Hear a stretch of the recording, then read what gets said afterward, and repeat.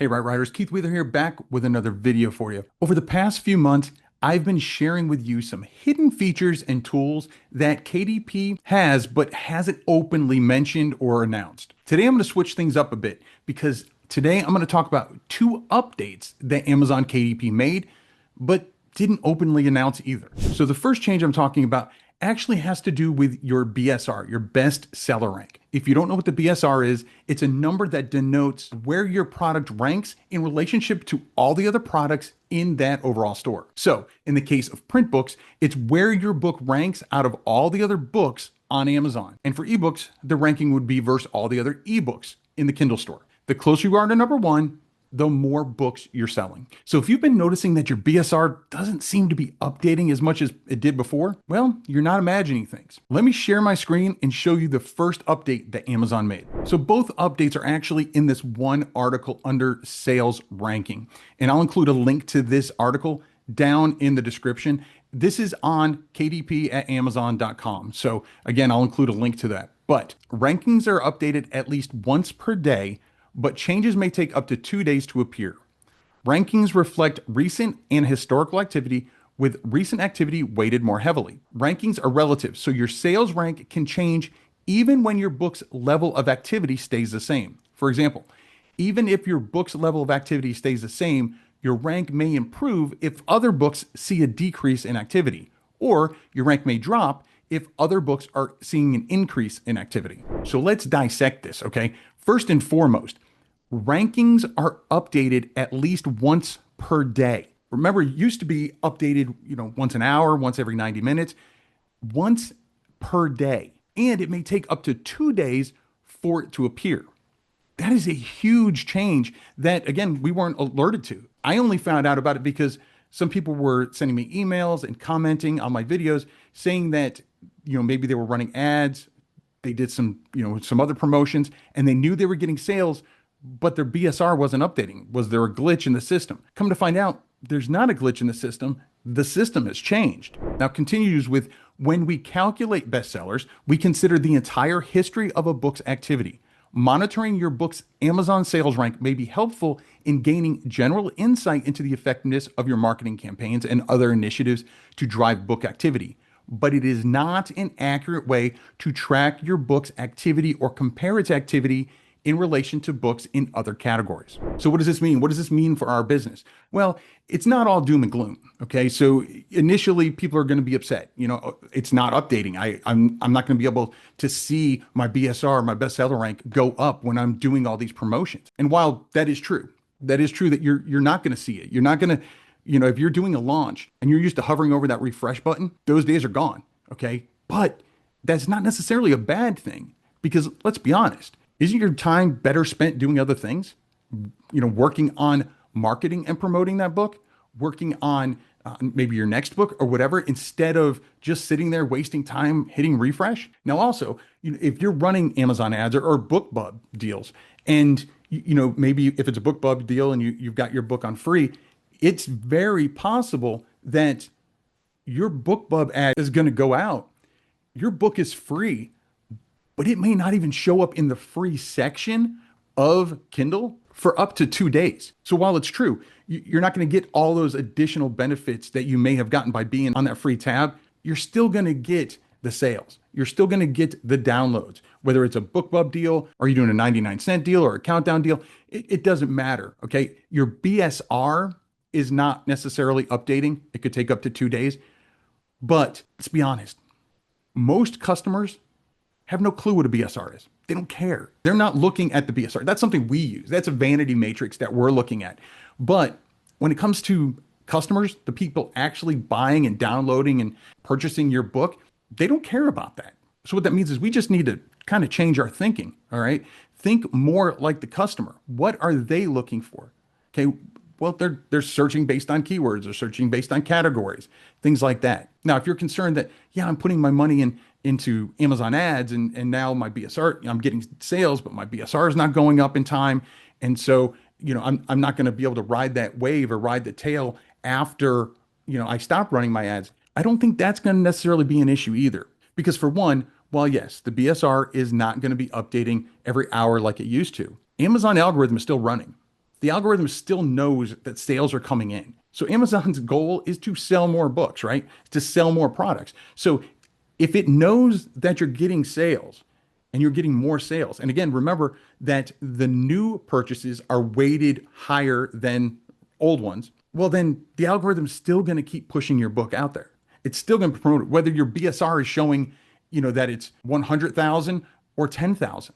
The algorithm is still going to push it. Now, how is it going to affect your business? It really, again, I think is going to affect our mindset and how we prepare. So if you're one of those publishers that just, run an Amazon ad for, a week and then just kind of ride that wave, well, this isn't really going to help you. This is going to help those people who are treating this like a business and are promoting their books, whether they're using paid promotions, paid marketing, or they're doing it the old-fashioned way. They're doing it through word of mouth, through social media, through email lists. It doesn't matter. This is going to benefit those people who are showing ongoing, long-lasting sales for their books. Again, the new ones are the most important. The new purchases are the most important. They're weighted higher. And I think that's to balance things out. So if you're new, if your book doesn't have a long history behind it, without the new sales being weighted higher, then yeah, it would be hard for you to compete. But because the new sales are weighted higher, then yeah, you still have a fighting chance to compete with those books that have been out there for years. But if you do have books that have been out there for years, and you kind of like that little engine that you're getting sales a little at a time, but it's consistent, well, then you're going to benefit from that as well. So again, I think it's really going to come down to, with this first update, it's going to come down to really changing our thinking and being more mindful of how we're marketing and promoting our books in the long run. Okay. Not just putting, running ads for a week or two and then nothing, doing something consistently. And again, doesn't mean you have to spend a lot of money to do it. Having different ways of marketing and promoting your book. You don't always have to be running sales. You don't always have to be running ads. But if you're coming up with a marketing campaign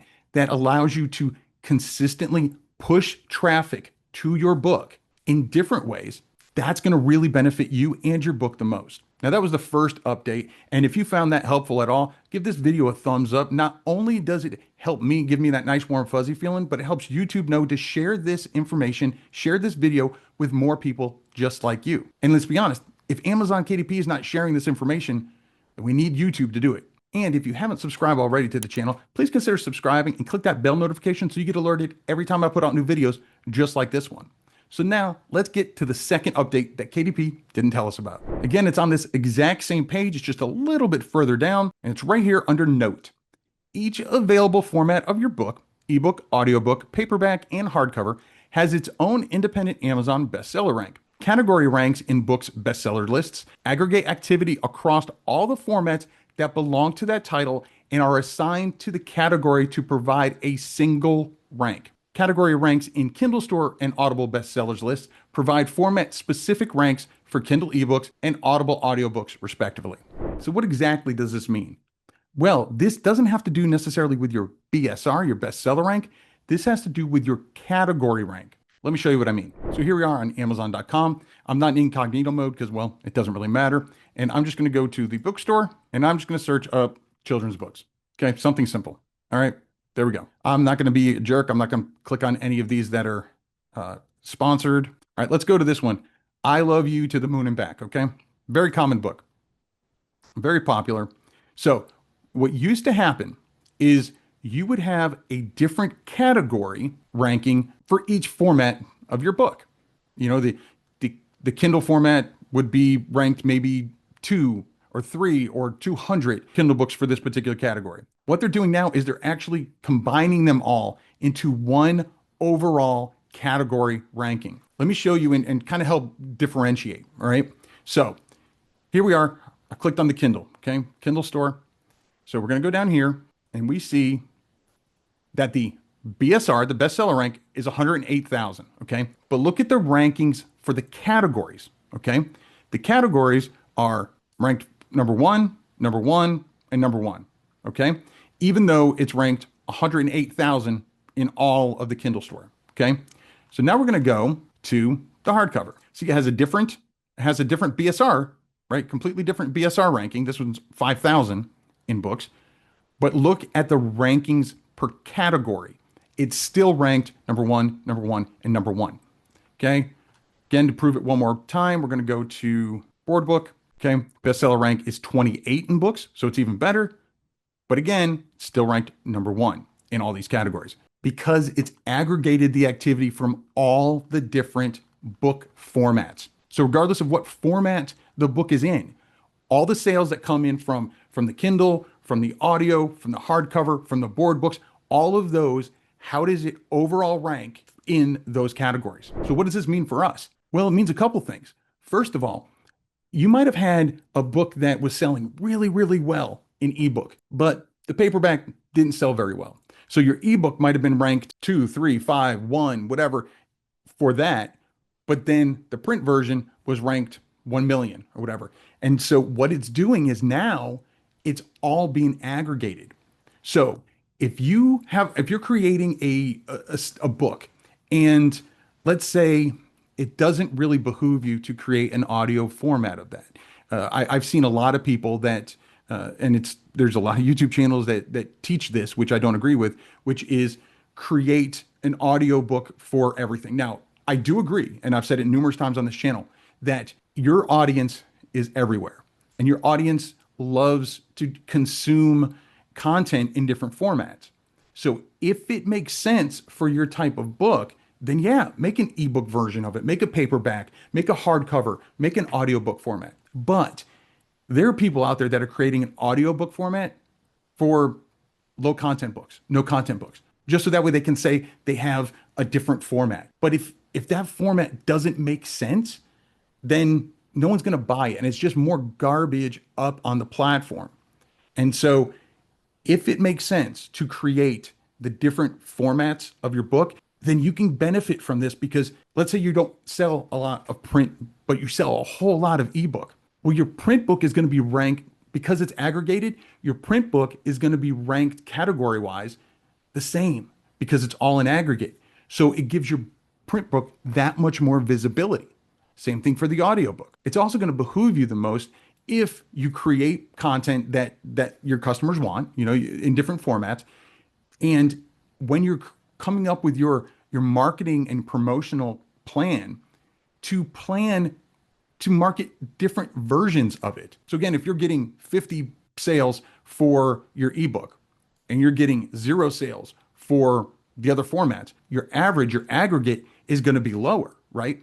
But if you promote them accordingly, and obviously they don't have to be exactly the same. Some are going to sell better than others. Some formats are going to sell better than others, depending on what type of book they are and what your audience is looking for.